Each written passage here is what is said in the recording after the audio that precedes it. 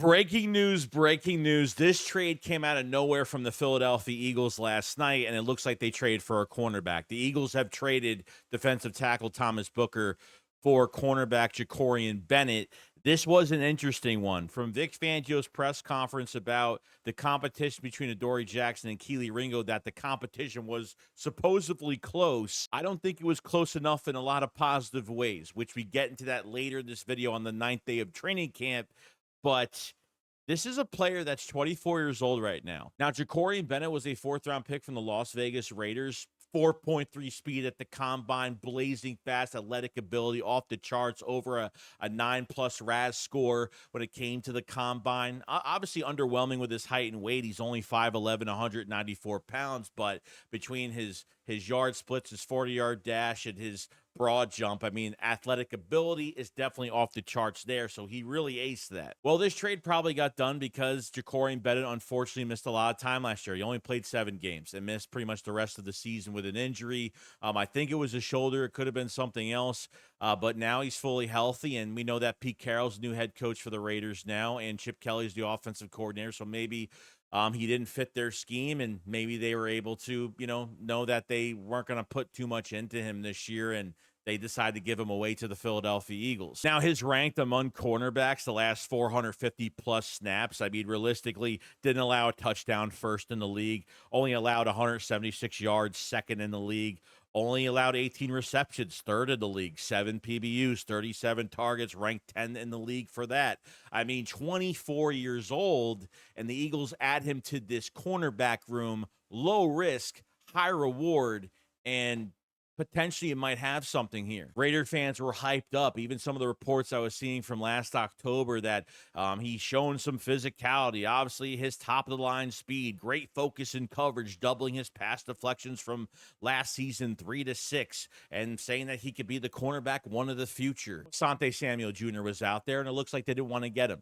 And it's really hard to trade for a good number 2 that has no flaws from a team that is getting ready to go into the season ready with their roster. It's really hard to make a trade before the season starts.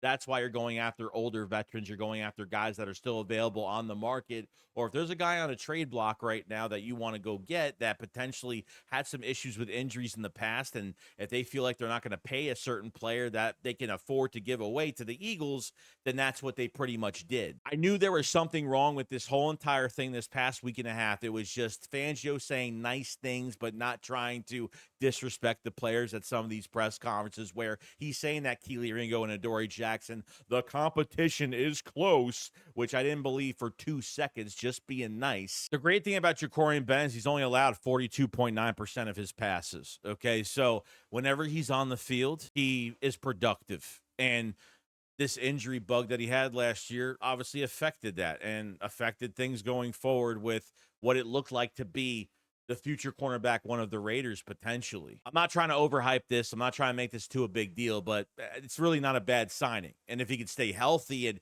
sign him this early now before a preseason game, don't really know if he's going to play on Thursday, but potentially, we'll be here for the joint practice with the Browns, get another shot at a preseason game, and then kind of see what's going on here. It all comes down to the front office of taking this big shortcut of putting this much pressure on a 4th-round pick in Kelee Ringo and signing Adoree Jackson that Fangio definitely does not like, because this man can't get a second contract anywhere he's at in his career. I've been saying the cornerback spot has been the biggest weakness in this defense so far. Like safety, I feel like they'll figure it out, but this cornerback spot, man, it's annoying me. And it's been annoying me for a good week and a half, and hopefully, not saying that this is going to fix it, but this is a big opportunity for this kid to come in now wide open, could stay healthy, and potentially, you never know what he could bring to the table as the number 2, and potentially could be there for it. And speaking of Thomas Booker, now, he had a really good offseason last year in training camp, made the team, and flashed a little bit during the year when he was able to get some reps on the back end of the rotation at DTs. Now, it looks like Byron Young might be the next one man up when it comes to DTs. So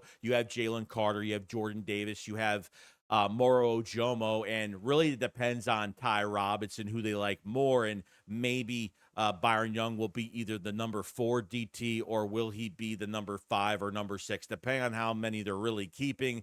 I think Byron Young will be the next man up when it comes to the rotation and probably make the team out of desperation. I know the Eagles have liked him the last couple years, so we'll see what happens with the defensive tackle position, but losing Thomas Booker I don't think is really hurting us that much. Let me know what you guys think about the Ja'Cory Bennett.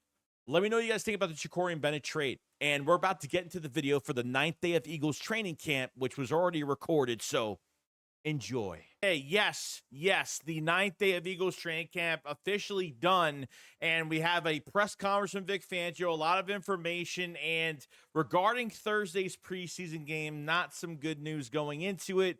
We're going to go over the news, so let's do it. What's the boogeyman? As a matter of fact, it was.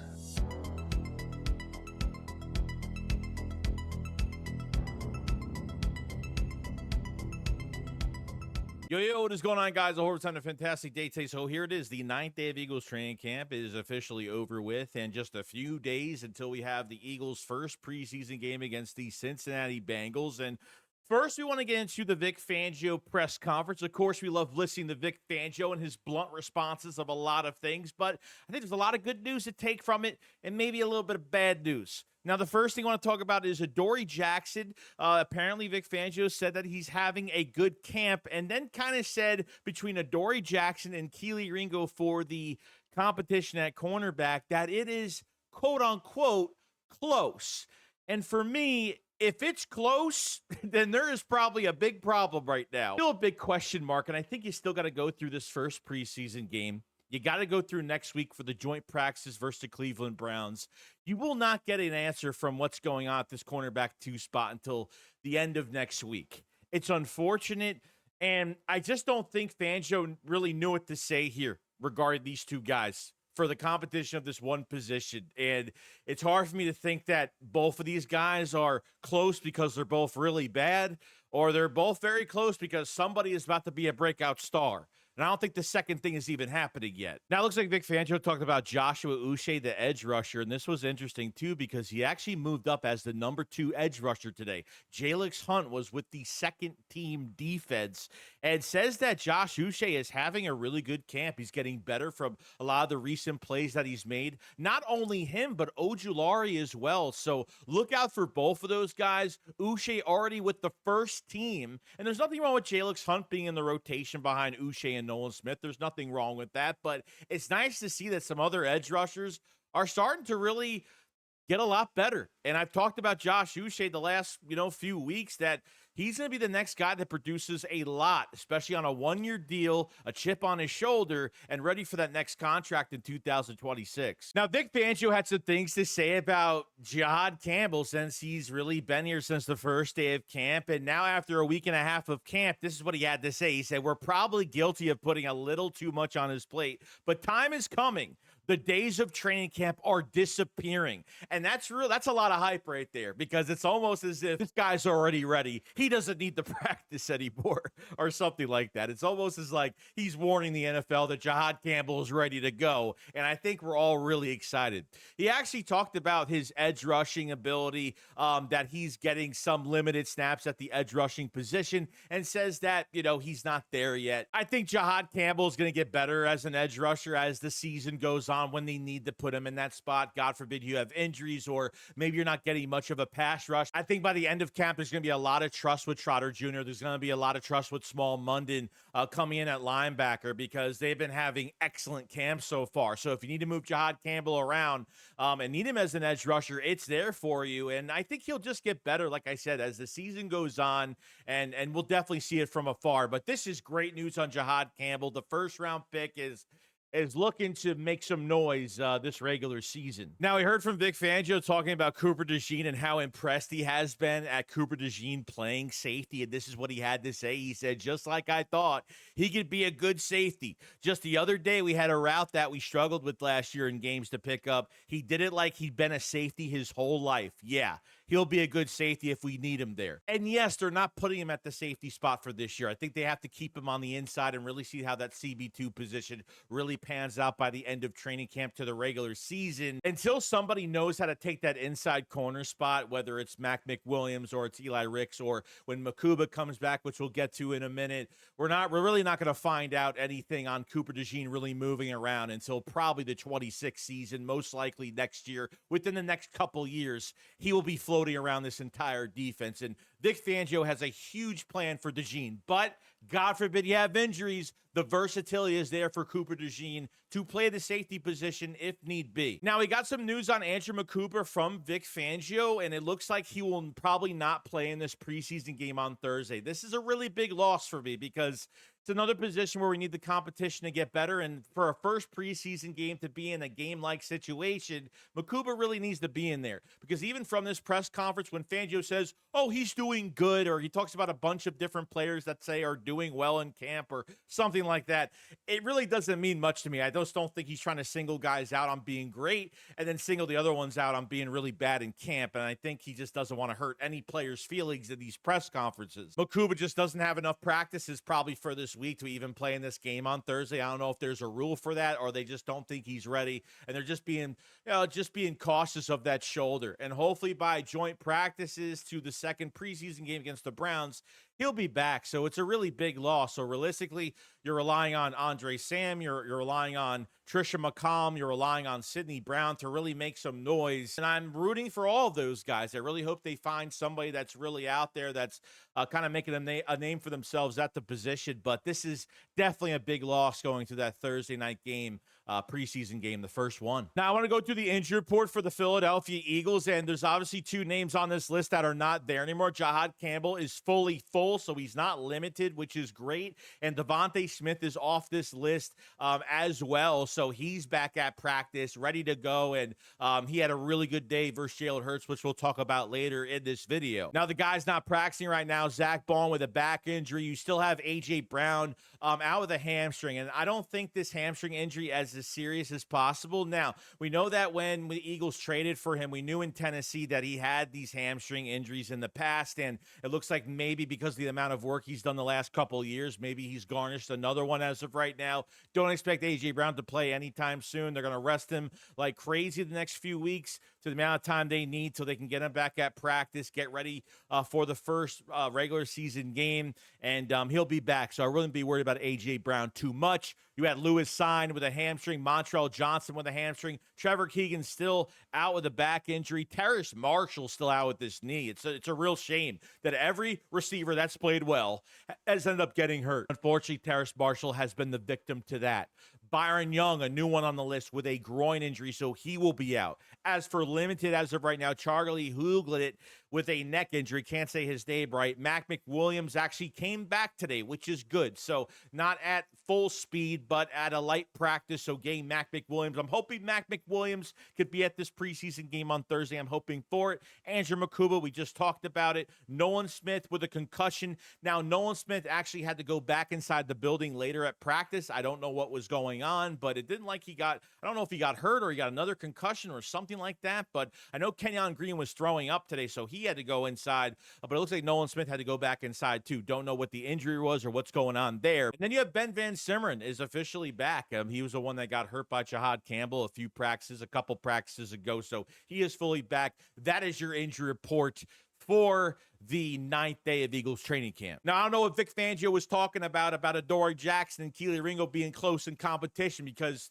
the practice didn't really start out right for Adoree Jackson in 1v1s versus Elijah Cooks. Apparently has been cooking every single day and now has cooked Adoree Jackson another 2 times, where he ran to the sideline, caught a really nice sideline catch 2 feet in, not only beat him once, but beat him 2 times. So Elijah Cooks having a really strong day, and Adoree Jackson doing nothing as usual and being beat as usual. As the news, the second rookie for the Philadelphia Eagles, Quinyon Mitchell, is in the top 100 best players of last season. And let me tell you, it is absolutely amazing. And while this news was going on, he got his second pick of camp. It looks like it was a miscommunication between Tanner McKee and it looks like to Anais Smith got the pick right there. And while all this news was going on literally at the same time, quite amazing. And congratulations to Quinyon Mitchell for that and having a great year last year, and is going to have an even better year this year. So great play. Now, as for the 11 on 11s with Tyler Steen being projected as the future, pretty much the starting right guard for the 2025 season, as he laid out Jalen Carter a couple days ago.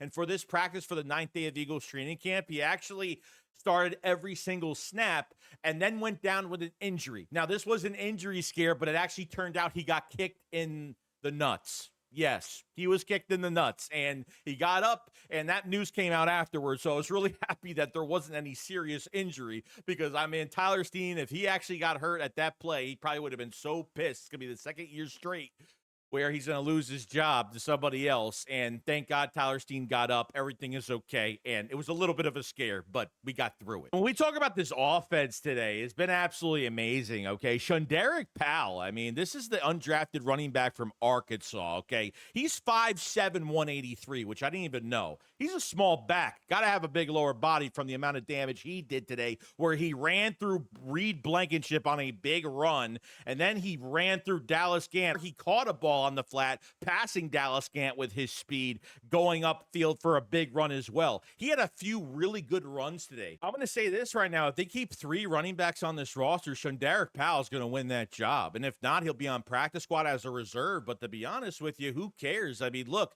he's been pretty productive. He had like 4 or 5 good runs in this 9th day of camp. He had a couple good runs a couple days ago. So whenever he gets his chances, I mean, I just want to see more from this kid during preseason, because I really do like him. He's been making a lot of noise recently. As for Jalen Hurts and his connection to a lot of these guys offensively, I mean, him and Devontae Smith were just great today. I mean, there was one for a first down. I think there was a 3 and 5 from their 7, backed up in their end zone. I know he threw a first down to Johnny Wilson, so Johnny Wilson actually catching something for once is a great thing. And I got to say, Jahan Dotson had a fantastic day today as well, because Hurts and him connected on a few passes, on a dump off play. There was a 3rd down for a first down, a nice slant pass up the middle, backed up into their own end zone. Jahan Dotson is now caught up with this offense, not catching up like last year, and now can be full force with Jahan Dotson. I mean, he's extremely missed, because when you're behind in an offense like this last year, there wasn't much trust between the connection between Hurts and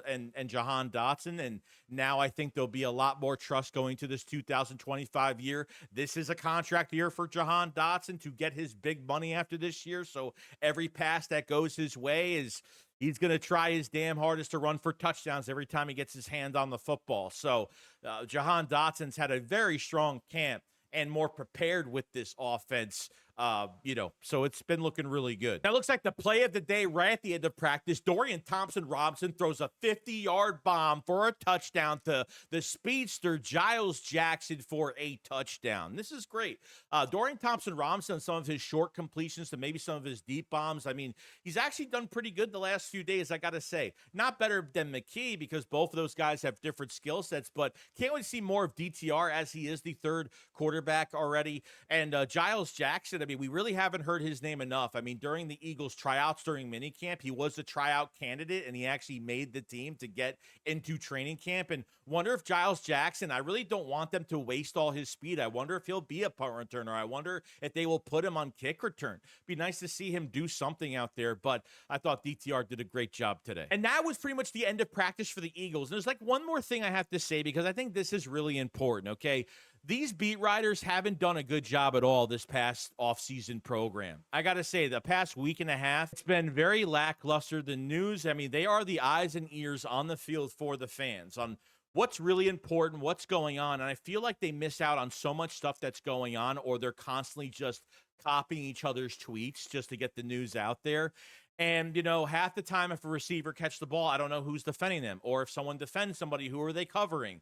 I mean, it's just really annoying to the point where I just feel like everyone is just lazy tweeting. And unfortunately, I think they should really bring somebody else with credentials to the field. The information that we really need during this practice, like the utmost needed information that we need here. And I don't think we're getting that through some of these practices. And I feel like there's a lot of stuff that's missed throughout the day. But I just wanted to talk about that because I just think, like I said, it's been really lackluster in my opinion. Other than that, guys, that's pretty much it. That is the 9th day of Eagles training camp. What do you think about Vic Fangio's press conference? Are you mad Makuba's not playing Thursday? Are you worried about a Dory Jackson, Keely Ringo being close in the competition? You guys got to let me know in the comment section below. Make sure you subscribe to the channel for more Eagles news every single day. And make sure you hit the like button because it helps out tremendously. You guys enjoy the rest of your day. Remember, shake what up, follow slide. Peace out, guys. Peace.